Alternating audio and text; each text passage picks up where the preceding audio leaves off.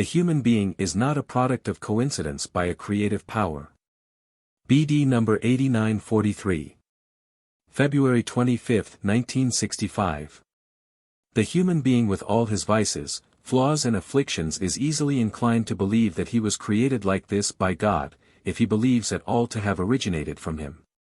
Yet this creator would have to be denied all love and wisdom which motivated him to create humans, beings, for in this case every person would merely be the product of a being which is imperfect itself, which created the human being, the being, as a whim but which cannot be accredited with supreme perfection. Someone who is able to entertain such thoughts at any time is utterly unenlightened. He has formed a completely wrong concept of his creator, for the existence as a human being is only the stage of an infinitely long process of development, but, at the same time, it is the most important stage, for during this time the being has to make its final decision of will in order to achieve its original state again in which it was once created. You all need to know that your origin from the supremely perfect being had likewise been a state of supreme perfection. And that the state you are in now was created by yourselves, which was therefore not the work of your Creator of eternity. You all need to know that it is only an intermediate state which you caused yourselves as a result of reversing your will but which you can change again into your original state if your will is likewise prepared to change. And therefore you have to fight against all your vices and flaws. You must try to change yourselves and create a state in which you transform all your flaws into virtues, in which your God-opposing relationship undergoes a change which will bring you close to Him and you approach the original state once more in which you once emerged from Him.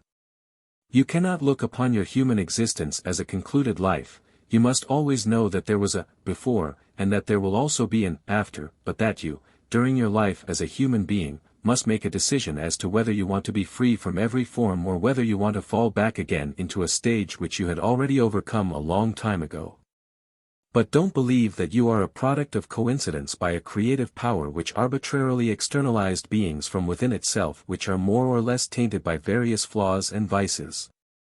Believe that this creative power has to be accredited with love and wisdom of highest perfection and that it created you for a purpose. To radiate itself, that is, its love, into its created beings which, however, was prevented by these beings themselves. Thus, they rejected this love and thereby changed into the opposite. Into the beings which you are now as humans. Yet always with the goal to achieve your past nature again. And thus you should consider your time on earth merely as a passageway, consider it as a divinely planned designated return into your actual state, since you emerged in supreme perfection from the creative power.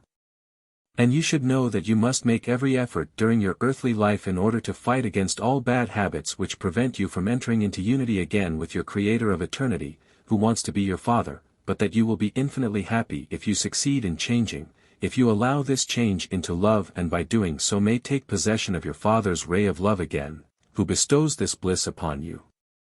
For this is your only goal, to once again become what you were in the beginning. Supremely perfect beings, as they were when they came forth from God. Amen.